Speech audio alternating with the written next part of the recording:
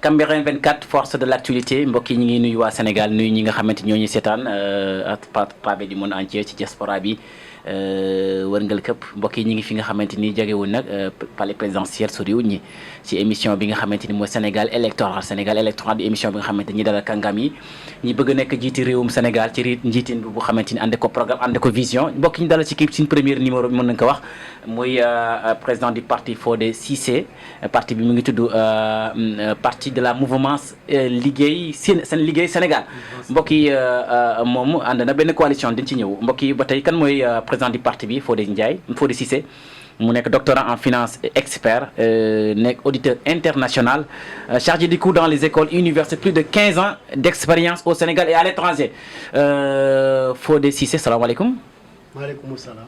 jëlal sa micro bi taala wa barkaatu. waaw. maaleykum salaam wa rahmatulah taala wa barkaatu.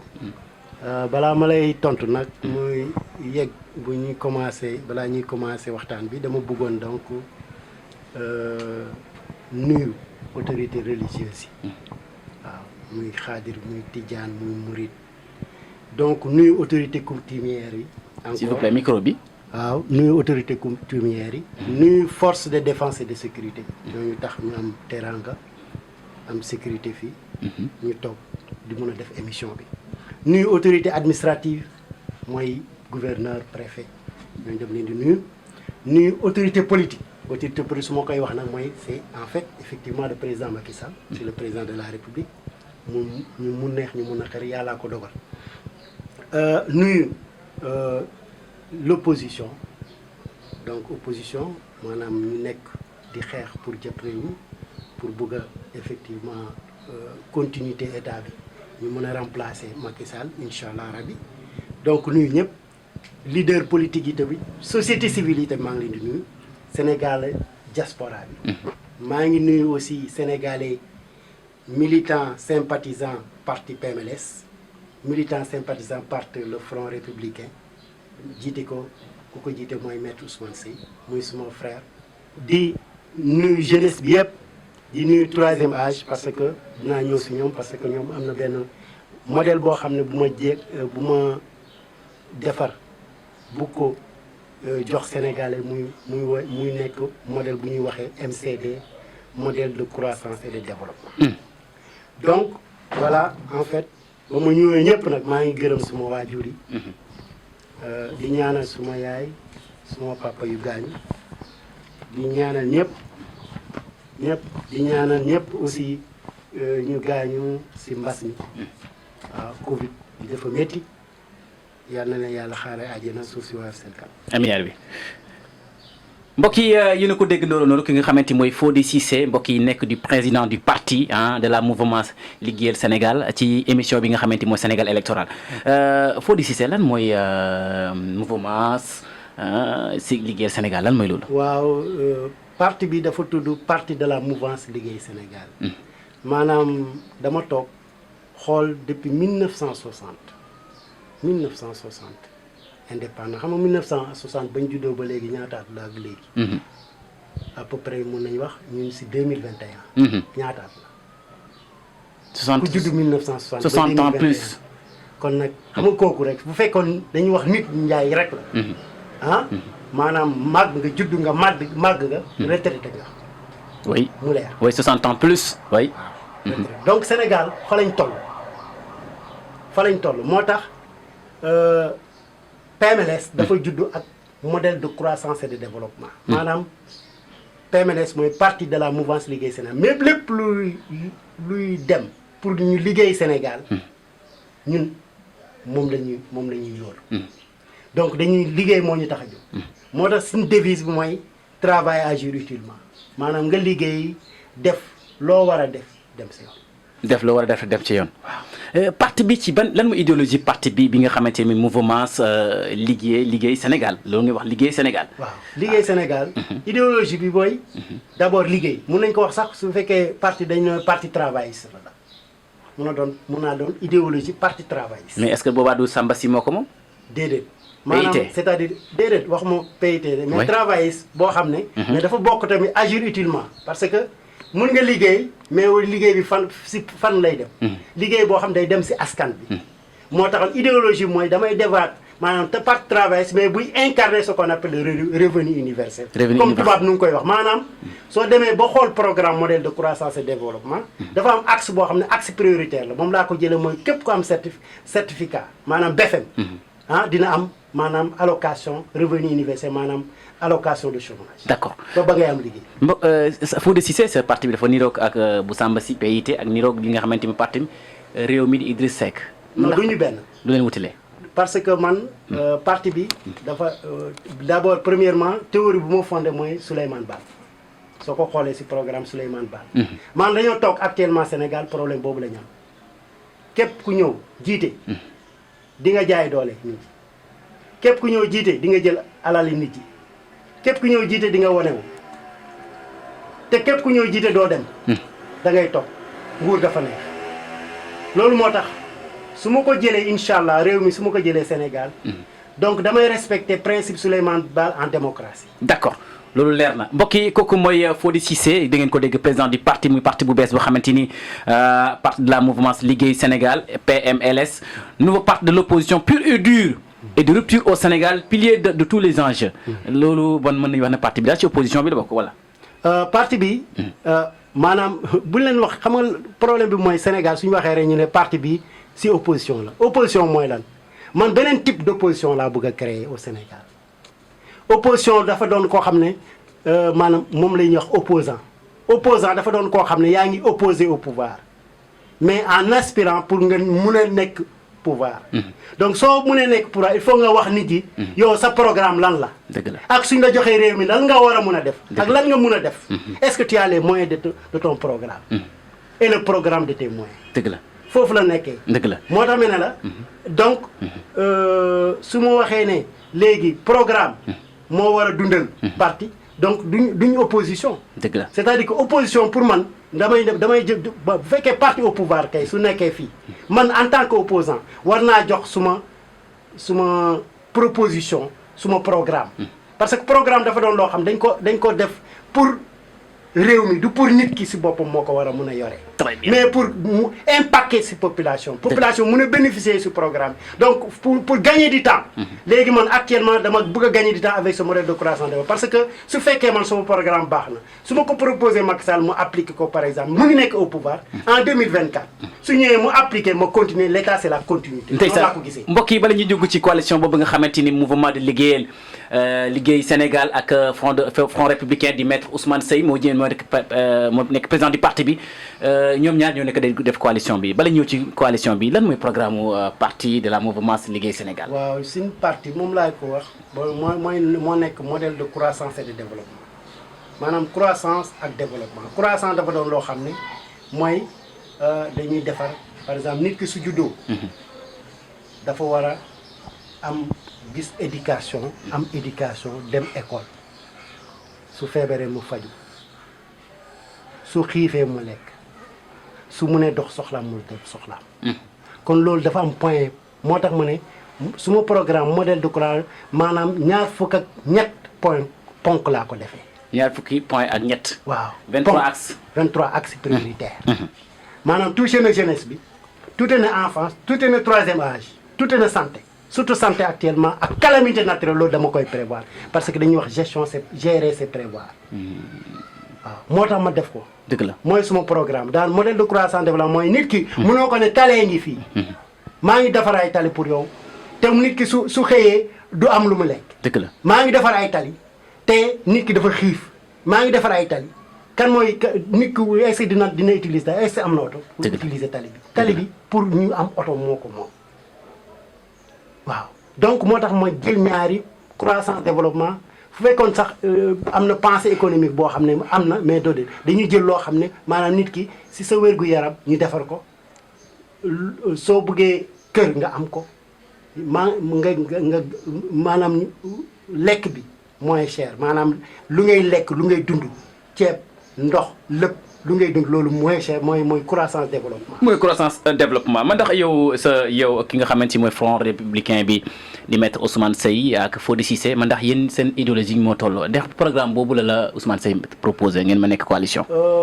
Ousmane Seye du programme moo tax ma dugg si moom Ousmane Seye c'est un excellent avocat te yàgg naa ko dégg Ousmane Seye am na lépp lu muy def si dëkk bi c'est un homme intègre véridique dëgg la moom dëgg la sax mun naa wax sax Ousmane Seye c'est pas un politicien. Ce n'est pas un politicien. non plus man tamit du ma politicien man technocrate la. Ah bon? Donc ça veut dire que du programme moo ñu boole. mais lu ñu boole mooy dama gis ne c'est un homme intègre te am na lu muy liggéey si réew mi moo mag la am na lu muy liggéey si réew mi te suma grand la yaa ngi dégg donc moo front républicain comme que moom dëkk Grand Yoff la dëkk mais ne comme que loolu la man dama bëgg a balaa may defar Sénégal ma defar Grand Yoff parce que fii suma lépp la ne fii laa am suma cabinet fii laa presque def suma jeunesse bi yëpp Grand Yoff donc balaa may defar Sénégal naa defar Grand Yoff. mais mën na jàpp ne entre républicain front républicain bi ak ki nga xamante ni moom mooy mouvement de liggéeyal Sénégal est-ce que mën na jàpp ne yéen candidat nga ci élection présidentielle 2024 yi fekkee nekk dana nekk 2024. non 2024 du ma dem ak Ousmane Seye damay dem ak man kenn. yow kenn mbokk yi loolu leer na kooku mooy Fodé Cissé président de la mouvance liggéey Sénégal nee na day nekk ci candidat ci élection présidentielle yi nga xamante ni ñu ko tëgg wala tëgg 2024. léegi dañuy ñëw ci actualité bi nga xamante ni mooy lëmba réew mi man ndax ku nekkul politicien dana nekk mën na jiite réew. waaw. comment. waaw man pour man politique. mooy foofu ngay jaar pour mën a jiite réew. politique foofu ngay jaar pour nga. waaw mais doo politicien. doo politicien. man nag du ma politicien bu fekkee nag Sénégalais yëpp yéen a may dégg. waaw soo leen yaakaaree man. ma nekk politicien mënul nekk. technocrate laa nag. technocrate. waaye nag mooy technocrate mooy lu ma indil mooy modèle de croissance développement bi ku dul technocrate mënu ko indi Sénégal. dafa doon modèle boo xam ne mooy topp. Maroc sax mu ngi ko commencé tricher. Maroc mu ngi ko commencé tricher. donc dama koy yéene Sénégalais yi. dëgg la bu ñu ñëw ci sa programme politique mu ñu tëjee point bi gis nañ ne nga ne à l'heure où les pays africains en développement sont confrontés à une crise énergétique sans précédent du fait du renchérissement du coût de la vie devenu difficile, soutenable. Il devient important de reconsidérer les prérogatives de l'État et de renforcer les moyens et les pouvoirs du secteur privé. Le traitement injuste des dossiers des citoyens dans les tribunaux et commissariats de police, la corruption est devenue un fait notoire. L'augmentation continue du prix des denrées des premières nécessités, celle de l'électricité, la préoccupation des politiciens pour un éventuel troisième mandat du chef de l'État, les problèmes de l'emploi pour les jeunes, la location, les problèmes liés aux fonciers, la problème gouvernance, l'informel, la pauvreté, la santé, la compétitivité des entreprises privées et le divorce annoncé avec le franc CFA sont autant de facteurs explicatifs de cette situation alarmante. ba tax na tey ñi bu jàpp ne kooku mooy président Fodé Cissé président du mouvement liggéey Sénégal yow est-ce que du nekkoo ci opposition bi nga xamante ni gis Ousmane Sonko di wax lu mel nii gis ki nga xamante ni mooy Abdoul Mbaye di wax lu mel nii Bougane Gueye Dany di wax lu est-ce que yow tey Fodé Cissé nan li ma defee distinction par rapport ak ñi nga xamante ñoo di de politique. waaw mais nag gis nga ma xamala leen. dégg naa Sonko wax dégg naa Bougane Gueye wax dégg naa opposition bi wax man nag dama am une autre façon de faire la politique. du ma politicien. une autre façon. waaw d'accord mooy politicien normalement nga jiite parti politique dafa am loo xam da nga ko mën a respecter da ngay respecter le gardien de la constitution parce que parti politique bu dafa waat ne dina respecter constitution bi donc dafa war a défendre constitution. bu fekkee ko gardien de la constitution a violé la constitution est-ce que kooku dañ ko war a respecter. non. oui waaw mu ngi mel ni rek. mu ngi mel ni rek nga tooñ ma fayal sama bopp am na ñu ko war a mën a fay. le gardien de la constitution. gardien de la constitution tey jii man. Macky Sall. su respecté wul constitution mbaa mu jéggi kii man am na beneen action boo xam ne man en tant que citoyen laay wax de. am na loi bi lu ma may. d'accord pour ma topp ko. Fodé Cissé en tant que nga yore parti président du parti nan nga gisee lu mel ni code pénal et de code de procédure pénale. ni nga jékki-jékki def naka su du noonu ñuy jugé la na terroriste nga. loolu ci dans l'histoire du Sénégal mosul code loi boobu mosul am ci réewum Sénégal. waaw moom laa wax déggoo lu ma la dama ne. si suma programme yëpp prévoir naa ko parce que programme yi ngay gis yëpp adapté wul ak seen contexte ak seen réalité ñun africaine ñun par exemple Sénégal le jom et le kersa moo fa ne amoon na ñoo xam ne sax da ngay amoon nañ problème doo dem police da nga ne rus nga ko waaw suñ demee ba dem di ut code pénal code de procédure civile dafa am loo xam ne yéen a di nga ko parce que dafa loo xam ne tubaab bi ñoo ñu ko bàyyee.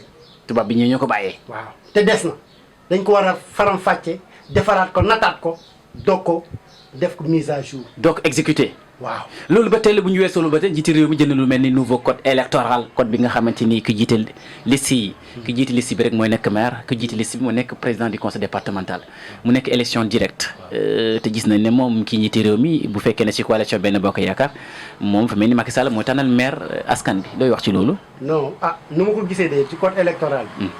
maanaam suffrage direct la bu fekkee dañ ne localité bu nekk da ngay far sa maire. waaw suñu voté. waaw raw gàddu la. waaw yaakaar naa ko donc fan la Macky Sall mun a désigner kenn ku war a nekk maire. su fekkee coalition parti bu nekk coalition parti bu nekk c'est vrai. coalition man mii sax. man ma am parti politique dañuy wax nag nañ waxante dëgg.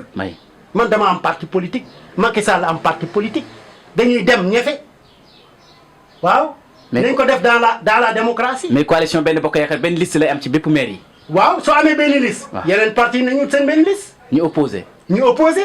d'accord fu lay jaay Dakar. boobaa nag ministre de l'intérieur wax na leen caution bi 15 millions francs CFA la. waaw 15 millions francs CFA man sax def naa déclaration. ci naka. parce que 15 millions francs dafa bëri 15 millions de francs CFA dafa bëri non c'est vrai parce que man élection locale élection pour les localités la maanaam kooku ça concerne de près le paysan en tant que tel. paysan bi maanaam moo xoolal paysan bi moom moo war a ñëw ne man damay jël pour jiite localité bu ma nekk. paysan bi mooy amul 15 millions de francs CFA paysan bi lan la am amul dara donc dañ ko def pour maanaam ñoo xam ne am nañ xaalis loolu nag wax naa ko suma déclaration c'est un frein à la démocratie. et que c'est injuste. non. injuste la. non du injuste sax. lan la loo ko parce que xam nga ñan lay wax. opposition bi moom la. ni ko opposition bi defee yow mën na non foo de ñun mënuñ comprendre yow yaa ngi ci opposition wala yaa ngi ci parti au pouvoir bi. non parce que biñu dégg la fa mel da ngay défendre Macky Sall. ministre de l'Intérieur c'est un humain. nit la mais opposition moom moo commencé xalaatul sax 15 millions de francs CFA pour askan bi commencé ne dañuy coaliser. pour dem comme ñoom d'accord nañ. opposition ñoom xalaatuñu askan bi. d'accord 15 millions de francs CFA. ñoom seen bopp lañ xalaatuñu askan wi keneen que le fils d'un paysan paysan boo xam ne moom dafa war a bëgg a jël localité am. mu nekk ci agriculture bi di liggéey. nga wax nga laaj ko 15 millions de francs CFA man sax du ma gagner 15 millions de francs CFA par mois. par mois. exactement par année. mënul nekk. loolu mooy problème bi. man ci principe boobu laa d'accord. d'accord léegi ci coalition Benno Bokk Yaakaar bu mu nekk commune bu muy Grand Dakar muy Grand Yoff di Dakar di fépp ci àdduna maanaam coalition Benno Bokk Yaakaar bi ñu mën nañ ci dégg la mel ni APR nee na APR AFP PIT bëri nañ réew mi ñoom ñooy coalition Benno Bokk Yaakaar ñoom benn yoon la ñuy joxe 15 millions wala 30 millions puisque conseil départemental bi la ñuy joxe mais Fodé Cissé yow fan ngay bokk ci ban liste ngay bokk. waaw Pat man de maa ngi liste Front Républicain. mooy yéen seen coalition da ngeen di joxe 15 millions. dañuy joxe 15 millions. ci ban maire ngeen di compétir yéen maire ngeen di jël yi. mairie Dakar ak Grand Yoff. mairie Dakar. mbokk yi bon mën na jàpp ne Fodé Cissé da ngay nekk candidat wala da ngeen di am candidat. non ci mairie Dakar man candidat la. ci mairie Dakar mairie de Dakar ak Grand Yoff coalition la. suñu gagné.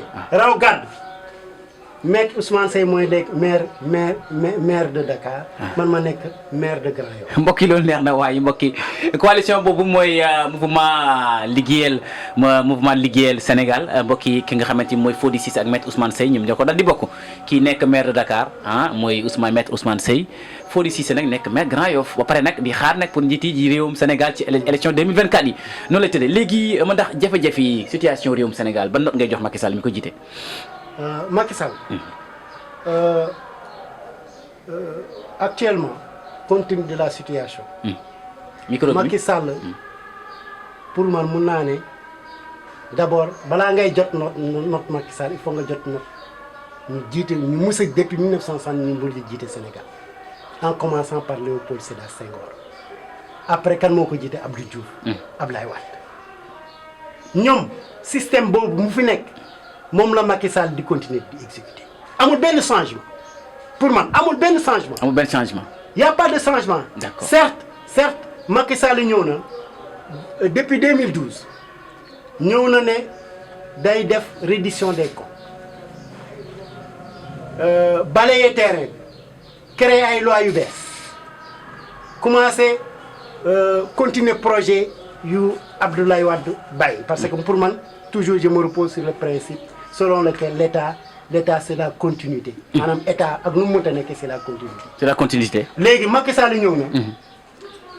mun naa ne parce que Macky Sall même rek gérewul Sénégal. dëgg la parce que dafa gérer avec une coalition Benno Bokk Yaakaar donc su may joxe note je donne une note à Benno Bokk Yaakaar. Benno Bokk Yaakaar te doon joxe ndey mbili gi nga xamante tey moom moo wax ne dafa bëgg troisième mandat. te waxagul mais waxagul Macky Sall waxagul prononcé gu troisième mandat mais li muy teg troisième mandat la code pénal ak code de procédure pénale le nouveau code électoral te kenn gisagu nag les élections législatives yi di ñëw. Macky mu ngi wuti troisième mandat ci yu muy def. je ne pense pas. parce que déjà Macky. góor sa wax ja lu ñu koy wax. góor ca wax la nee na.